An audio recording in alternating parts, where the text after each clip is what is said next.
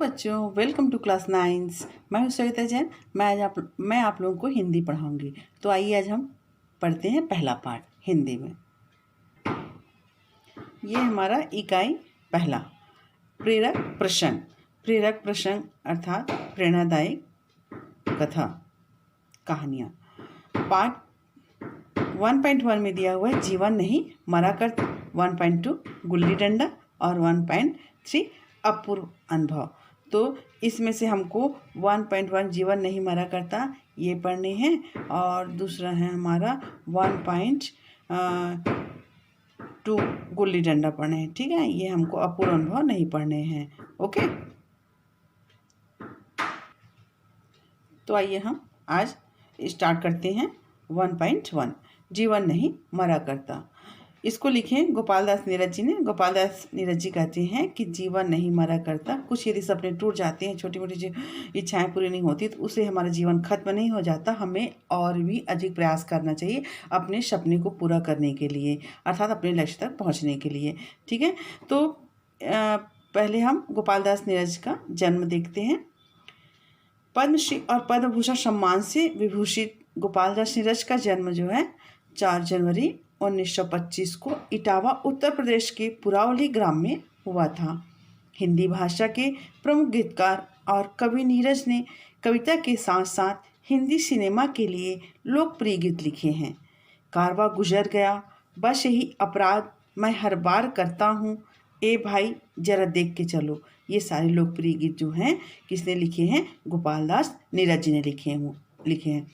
जन सामान्य की दृष्टि में वे मानव प्रेम के अनन्य गायक हैं। उन्होंने अपनी मर्म स्पर्शी काव्य अनुभूति तथा सहज सरल भाषा तथा हिंदी कविता को आम जन तक पहुंचाने में महत्वपूर्ण भूमिका निभाई है। कारवा गुजर गया, प्राण गीत, आशावरी, बादर बरस गयो, दो गीत, नदी किनारे, नीरज की गीतियाँ, संघर्ष, विभावरी, नीरज की बाती, लहर पुकारे, मुक्तक, गीत भी अगीत आदि उनकी प्रमुख रचनाएं हैं। छिप छिप अश्रु बहाने वालों, मोती व्यर्थ लुटाने वालों, कुछ सपनों के मर जाने से जीवन नहीं मरा करता। सपना क्या है? नयन सेज पर सोया हुआ आँख का पानी और टूटना, उसका ज्यों जागे कच्ची नींद जवानी। गीली उम्र बनाने वालों, डूबे बिना नहाने वालों, कुछ पानी के बह जाने से सावन नहीं मरा करता। खोता कुछ भी नहीं यहाँ पर, केवल जिल्द बदलती पोथी, जैसे रात उतार। छिप छिप अश्रु बहाने वालों, कवि गोपाल दास नीरज जी कहते हैं कि जो छिप छिप कर आंसू बहाता है, जो रोता है, अपने मोती जैसे आंसू को व्यर्थ में लुटाता है, गंवाता है, और वो भी क्यों कि कुछ सपने उनके नष्ट हो गए, सपना पूरा नहीं हुआ, इसीलिए वह रोता है छिप छिप कर। तो उनको सचेत करते हुए कहते हैं यदि हमारे कुछ सपने टूट गए हैं तो इससे हमारा जीवन खत्म नहीं हुआ है, हमारा जीवन नहीं मरा है, हमें आगे बढ़ना है और भी सपने देखने हैं और उस सपने को साकार करने हैं। सपना क्या है? नयन सेज पर सोया हुआ आँख का पानी। सपना क्या है?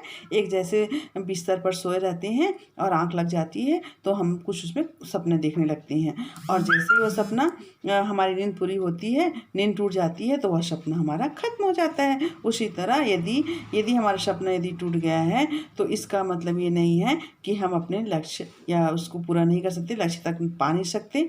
जागे कच्ची नींद जवानी, गीली उम्र बनाने वालों, जैसे कच्ची नींद में जाग जाते हैं तो सपना खत्म हो जाता है, वहीं टूट जाता है। और ऐसा कौन करता है? जो बहुत ही कम उम्र के होते हैं वे। और डूबे बिना नहाने वालों, कुछ पानी के बह जाने से सावन नहीं मरा करता। यदि जो बहुत कम पानी में नहाते हैं उन्हें संबोधित करते हुए कवि कहते हैं कि यदि थोड़ा सा कुछ पानी बह गया तो क्या सावन मर जाएगा, सावन खत्म हो जाएगा? नहीं, सावन का काम है वह निर्झर बहते रहना। तो उसी प्रकार हमें अपने जीवन में अपने लक्ष्य को पाने के लिए निरंतर आगे बढ़ते रहना है। ठीक है, खोता कुछ भी नहीं यहाँ पर, केवल जिल्द बदलती पोथी है। यहाँ पर हम जीवन यदि मिला हमको तो हम कुछ भी नहीं खोते हैं, बल्कि कुछ समय के लिए वह जिस तरह हम अपनी बुक में, पुस्तक में कवर लगाते हैं और फटने के बाद उसको बदल देते हैं, उसी प्रकार हमारा जीवन है।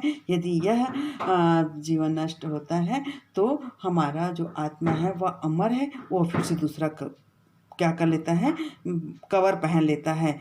ठीक है, जैसे रात उतार चांदनी, पहने सुबह धूप की धोती, वस्त्र बदल कर आने वालों, चाल बदल कर जाने वालों, चंद खिलौने के खोने से बचपन नहीं मरा करता। और नीरज दास जी कहते हैं कि यदि बचपने में हमारे कुछ खिलौने टूट गए हैं तो इसका मतलब ये नहीं है कि उस खिलौने के बगैर हमारा बचपन ही खत्म हो गया। हम दूसरा खिलौना खेलकर अपने बचपने को बिता सकते हैं। उसी तरह हमारे यदि एक जन्म नष्ट हुआ है तो हम और भी जन्म लेकर अपने सपने को साकार कर सकते हैं, अपने लक्ष्य तक पहुंच सकते हैं। ठीक है, लाखों बार गगरियां फूटी शिकन नाई पनघट पर, लाखों बार कश्तियां डूबी चहल पहल ओही है तट पर, तम की उम्र बढ़ाने वालों, लौ की आयु घटाने वालों, लाख करे पतझर कोशिश पर उपवन नहीं मरा करता। क्या कहते हैं नीरज दास जी, पनघट में यदि पानी भरने आती हैं जो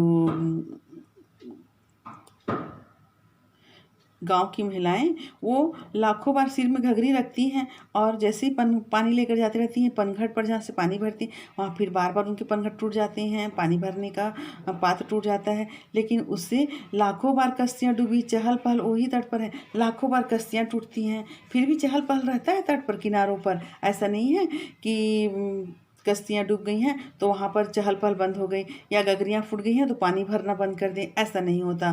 तम की उम्र बढ़ाने वालों, लौ की आयु घटाने वालों, तम अर्थात अंधकार की उम्र बढ़ाने वालों और लौ की आयु घटाने वालों, प्रकाश की आयु को कम करने वालों, अर्थात हमें क्या नहीं सोचना चाहिए, अंधेरे को नहीं जाना चाहिए, प्रकाश की ओर बढ़ते रहना चाहिए। लाख करे पतझर कोशिश पर उपवन नहीं मारा करता। पतझर लाख बार कोशिश करती है, हर बार प्रयास करती है, लेकिन क्या उपवन उससे नष्ट हो जाता है, बगीचा उससे नष्ट होता है? नहीं होता। पतझड़ के जाने के पश्चात वह फिर से हरा भरा हो जाता है। इसी प्रकार नीरज दास जी कहते हैं कि हमें अपने सपने साकार करने चाहिए, कुछ सपनों के टूटने से हमें अपना जीवन खत्म नहीं करना चाहिए। लूट लिया माली ने उपवन, लूटी ना लेकिन गंध फूल की, तूफानों तक ने छेड़ा पर खिड़की बंद हुई धूल की, नफरत गले लगाने वालों, शप्पर धूल उड़ाने वालों, कुछ मुखड़ों की नाराजगी से दर्पण नहीं मरा करता। कवि क्या कहते हैं, लूट लिया माली ने उपवन, माली ने क्या किया, अपने बगीचे से पूरे फूल ले लिए, पूरे फूल तोड़ लिए, लेकिन लूटी ना लेकिन गंध की फूल की, लेकिन क्या वो फूल तो तोड़ा, लेकिन क्या फूल से गंध को तोड़ पाए, उसकी खुशबू को तोड़ पाए, अलग कर पाए? नहीं कर पाया। तूफानों तक नहीं छेड़ा पर खिड़की बंद हुई धूल की, तूफानों ने बहुत तूफान आए, बहुत अधिक तेज तूफानें चलने लगी, लेकिन खिड़की बंद हुई धूल की। लेकिन खिड़की बंद करने के बाद क्या उसकी धूल बंद हो जाती? नहीं होती। कितना भी खिड़की बंद कर लीजिए, आप दरवाजा बंद कर लीजिए, लेकिन उनकी जो धूल है तूफानों की वह तो पहुंच ही जाती है। नफरत गले लगाने वालों, सब पर धूल उड़ाने वालों, ये जो लोग हैं जो नफरत को गले लगाकर घूमते फिरते रहते हैं और सब पर धूल उड़ाते रहते हैं, कुछ मुखड़ों की नाराजगी से दर्पण नहीं मारा करता। यदि ऐसे कुछ मुखड़े हैं जो नाराज रहते हैं, नफरत लेकर जीते रहते हैं और दूसरे पर धूल उड़ाते रहते हैं, उनकी नाराजगी से कभी दर्पण नहीं मरा करता। वह तो हमेशा अपने उद्देश्य को पूरा करता है। उसी प्रकार मनुष्य को भी अपने लक्ष्य और उद्देश्य को पूरे करने चाहिए, सपनों को साकार करने चाहिए।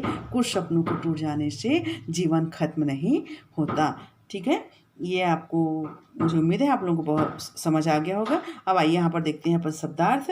नयन मीन्स होता है आँख, शेज अर्थात बिस्तर या बिछावन, अश्रु अर्थात आंसू, व्यर्थ अर्थहीन या फिर अनावश्यक, सिकन सिलवटें या फिर सिकुड़न, पनघट पानी भरने का घाट, वह घाट जहाँ लोग पानी भरते हों। यहाँ देखते हैं अभ्यास, क्वेश्चन आंसर है।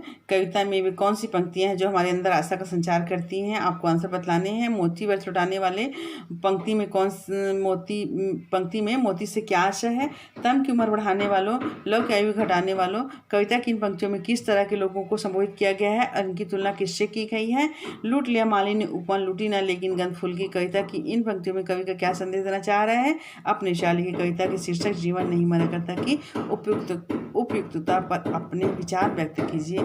आप ये क्वेश्चन आंसर कॉपी में बहुत अच्छे से कर लेंगे और उसके बाद हम पढ़ेंगे पार्ट 2, ठीक है।